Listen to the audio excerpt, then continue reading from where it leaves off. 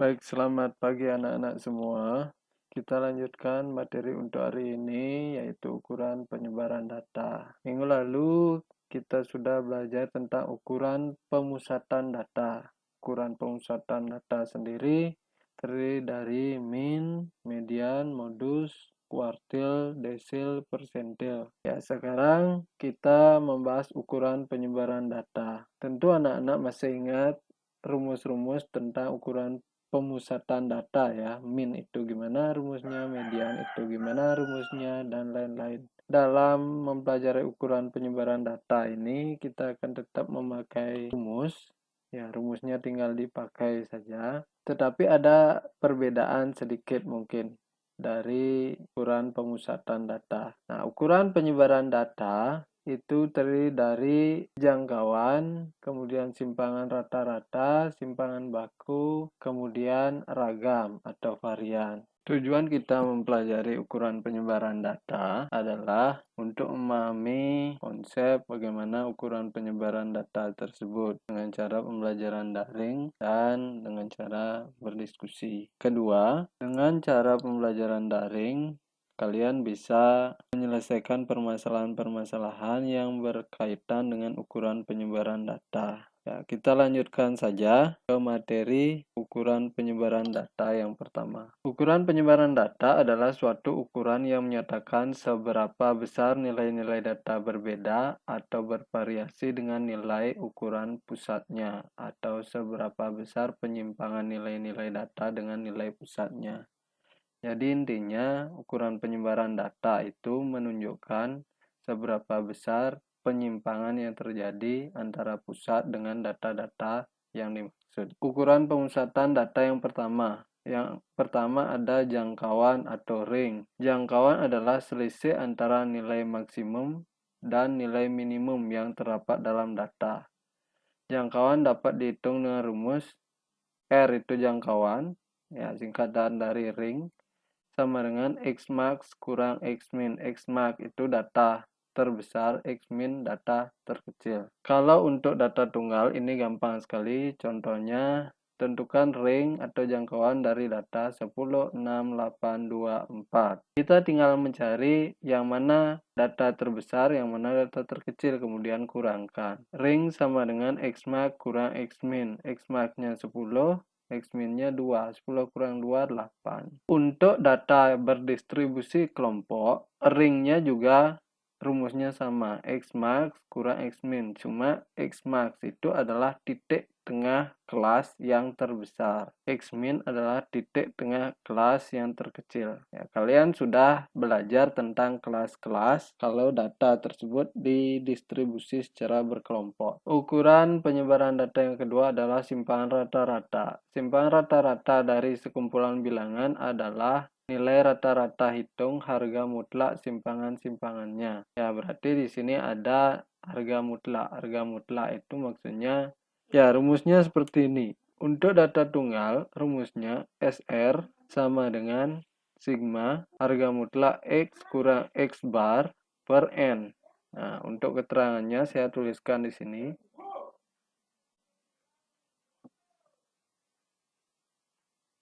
SR itu simpangan rata-rata. Simpangan rata-rata ya.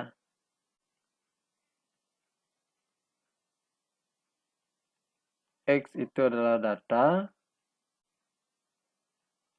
X isi garis di atasnya X bar bacanya adalah rata-rata.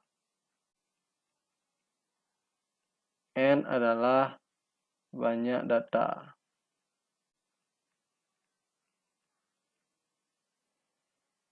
Nah, contohnya seperti ini. Nilai ulangan matematika dari 6 siswa adalah 7, 5, 6, 3, 8, 7. Tentukan simpangan rata-ratanya. Dari rumus, kita perlu rata-rata dulu. Jadi yang pertama kita cari adalah rata-rata. Masih ingat nyari rata-rata?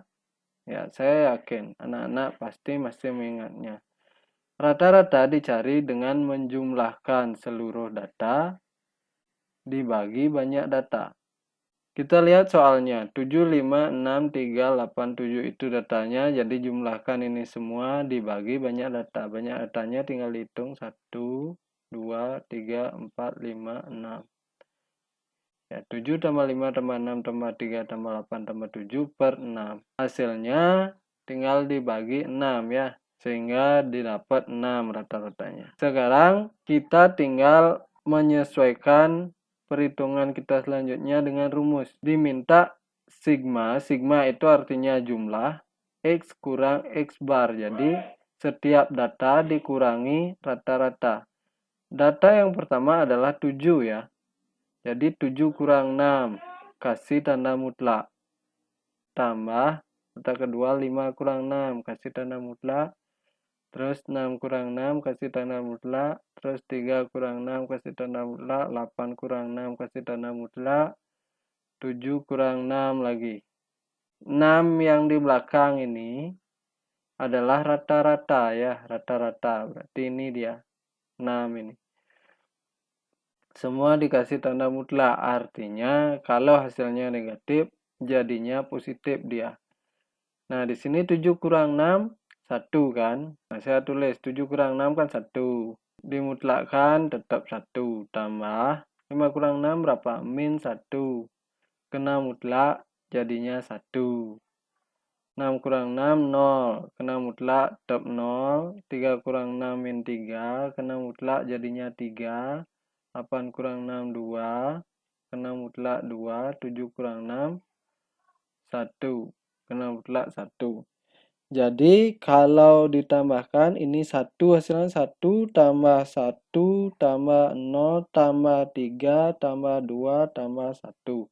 Hasilnya 8 per 6 1,33. Kenapa kok nilai mutlak itu negatifnya jadi positif? Ya karena memang begitu sifat nilai mutlak itu. Jadi negatif ini negatif 1. Ketika isi tanda mutlak jadi positif 1. Maka di sini 1 hasilnya. Plus 1 ya. Di sini juga plus 1. Makanya 1 tambah 1 tambah 0 tambah 3 tambah 2 tambah 1 gitu. Jadi 8. Kemudian untuk data kelompok. Simpangan rata-ratanya rumusnya hampir sama dengan rumus simpangan rata-rata data tunggal. Cuma di sini kita perlu mencari titik tengah datanya, baru dikurangi rata-rata. Ini titik tengah kelas ya, titik tengah kelas ini rata-rata. F itu frekuensi, sigma F itu jumlah frekuensi. Oke, kita langsung saja ke contoh. Nah, di contoh biasanya 2 kolom saja di soal ya, segini saja contohnya. Biasanya di soal segitu saja ada contohnya. Diketahui segini aja ya, 2 kolom. Ada data, ada frekuensi. Nah, untuk mencari simpangan rata-rata sesuai apa yang ditanya, kita harus mencari rata-rata dulu. Yang pertama kita cari rata-rata terlebih dahulu. Berapa? Untuk mencari rata-rata kita harus tahu titik tengah kelas ya. Ini kelasnya 3 sampai 5, titik tengahnya 4, 6 sampai 8, titik tengahnya 7, 9 sampai 11, titik tengahnya 10, 12 sampai 14, titik tengahnya 13.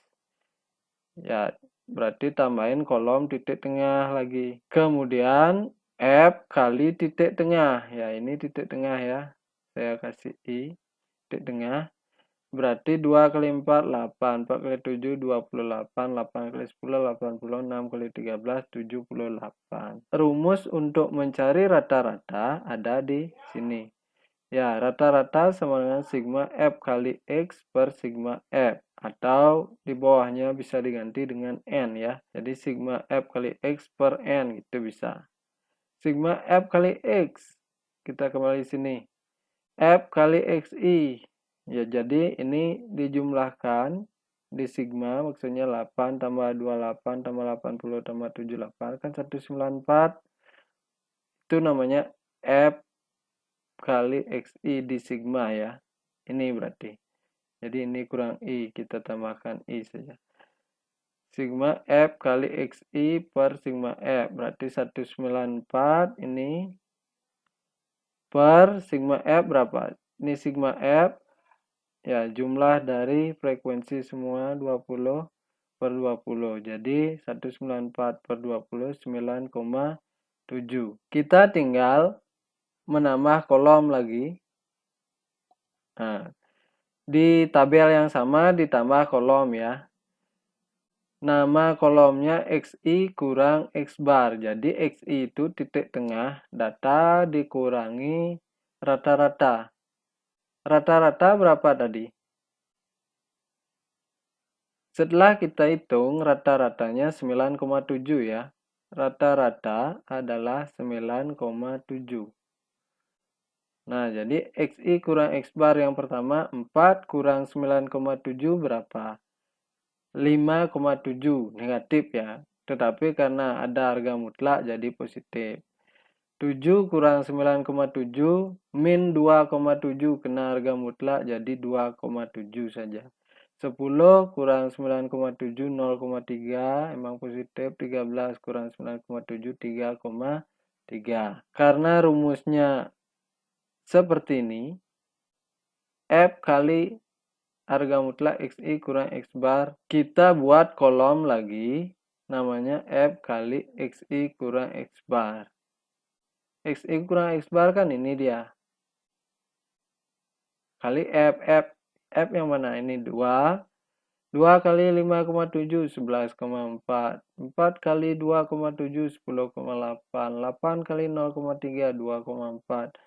6 kali 3,3, 19,8. Baru di sigma dia atau dijumlahin semua karena di rumus kita perlu sigmanya. Sigmanya adalah 44,4. Nah, di rumus juga kita perlu sigma F. Jadi sigma F dijumlahin ini 20. Nah, baru masukkan ke rumus sigma F kali harga mutlak XI kurang X bar sama dengan 44,4 per sigma F kan 20. 44,4 per 20. Jadi 2,22 simpangan rata-ratanya. Yang penting kalian ingat rumus, kemudian kalau ada soal, biasanya soal itu terdiri dari 2 kolom, ada data sama frekuensi aja. Pertama kita harus nyari rata-rata dulu. Rata-rata sudah diajarkan rumusnya. Kemudian tambahkan kolom lagi sesuai apa yang kita butuhkan di rumus. Nah, simpangan baku sekarang. Simpangan baku itu nama lainnya standar deviasi. Simpangan baku atau simpangan standar dari sekumpulan bilangan adalah akar dari jumlah deviasi kuadrat dari bilangan-bilangan tersebut dibagi dengan banyaknya bilangan atau akar dari rata-rata deviasi kuadrat. Nah, kalau melihat dari kalimat ini memang agak menjelimet ya. Tetapi dari segi rumus itu gampang. Rumusnya seperti ini. Untuk data tunggal, simpangan bakunya cukup sederhana rumusnya. S sama dengan akar, si akar ya, akar sigma X kurang X bar dikuadratkan per N. Jadi S itu simpangan baku atau standar deviasi, X itu data, F itu frekuensi, X bar itu apa? Ya benar, rata-rata. Kita tambahkan keterangannya dikit, X bar adalah rata-rata. Tentukan simpangan baku dari data 2, 3, 5, 8, 7. Ini data tunggal ya. Kita lihat lagi rumusnya, kita perlu rata-rata. Jadi rata-rata lu cari rata-rata sama dengan 2 tambah 3 tambah 5 tambah 8 tambah 7 per 5. Jadi ini mudah, tinggal jumlahin ini semua dibagi banyaknya ini. Bagi 5. Jumlahin bagi 5 hasilnya 5. Jadi rata-ratanya 5. Sekarang kita tulis lagi hasil nyari rata-rata tadi 5 ya. Nyari rata-rata hasilnya 5. Kemudian kita butuh dalam kurung X kurang X bar. Ya, X kurang X bar. X itu data ya. X bar itu rata-rata. Jadi 2 kurang 5 itu isinya yang pertama. Jadi kita buat tabel lagi, tambahin kolom X kurang X bar. 2 kurang 5 min 3. 3 kurang 5 min 2. 5 kurang 5 0. 8 kurang 5 3. 7 kurang 5 2. Nah, di rumus kita perlu mengkuadratkan X kurang X barnya. Jadi, X kurang X bar kuadrat. Tambahin kolom seperti itu lagi.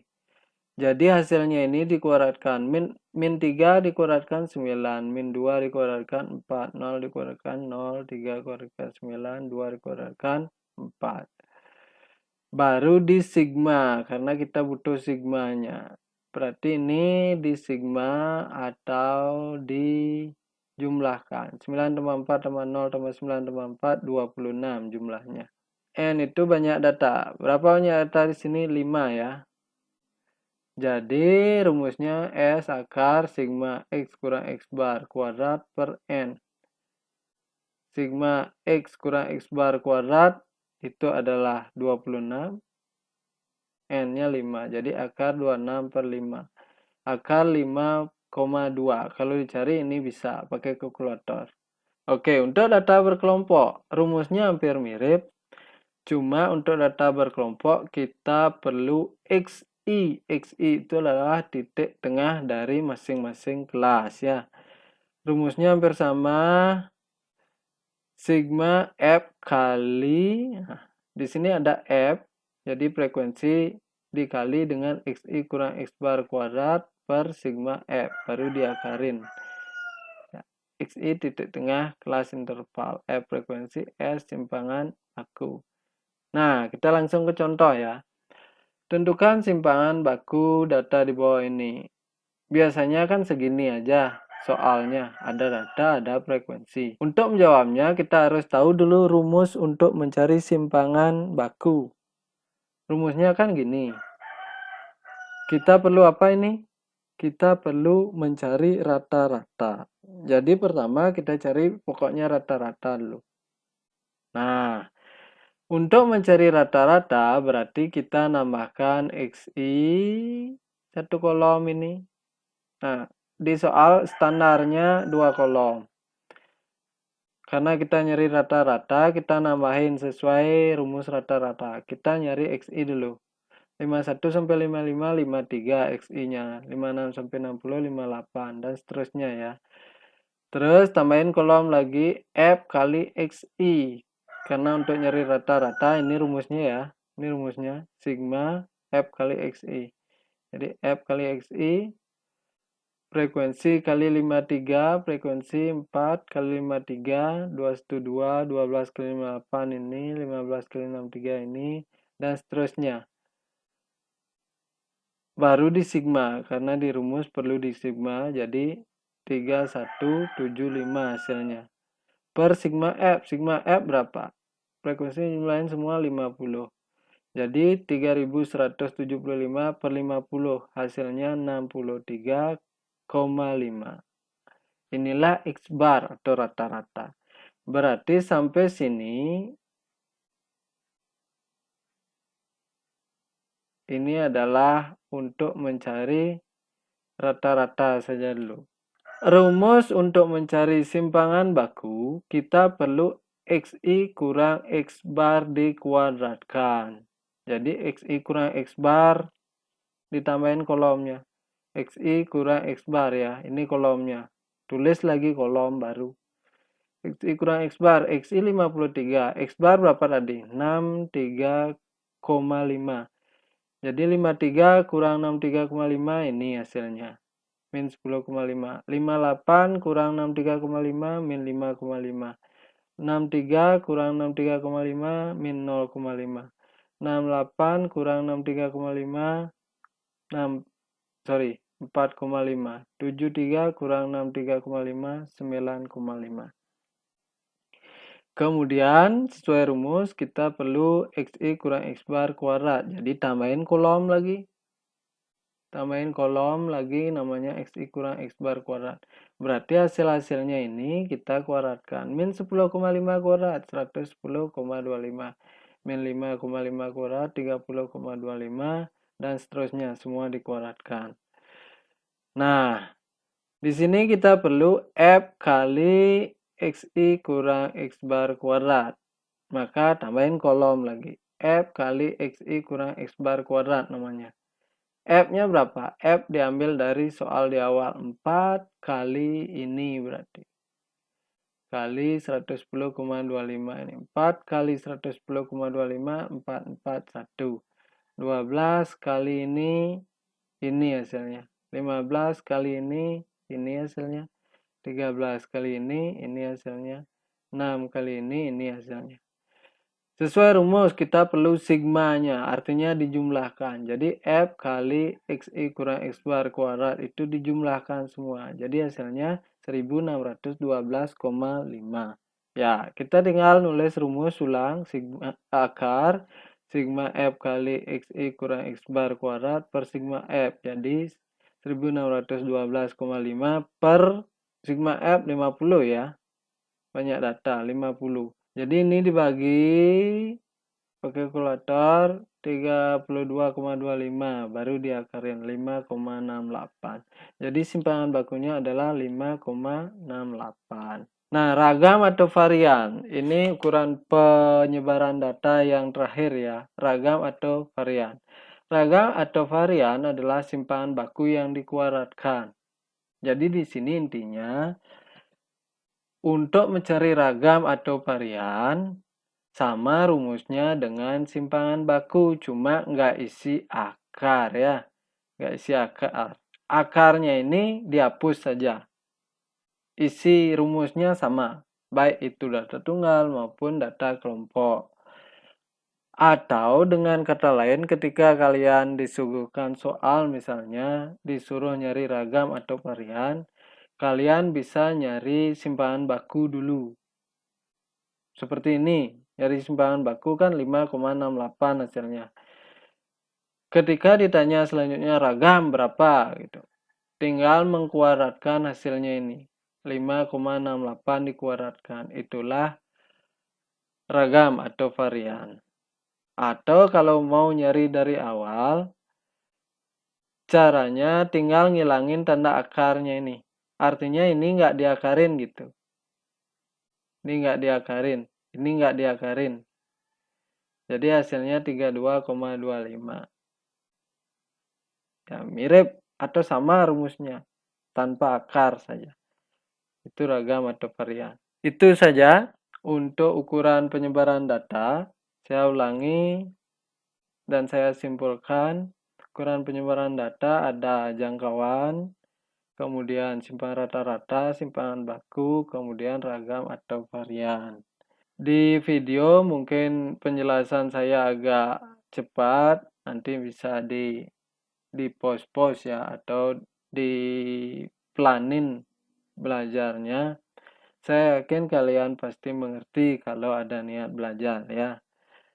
Mungkin segitu saja video untuk hari ini. Untuk minggu depan kita akan melaksanakan PTS ya. Setelah PTS kita akan melaksanakan PH2 atau mungkin kita akan lanjut materi. Nah, demikian video ini. Mohon maaf kalau ada salah-salah kata. Semoga bermanfaat. Terima kasih.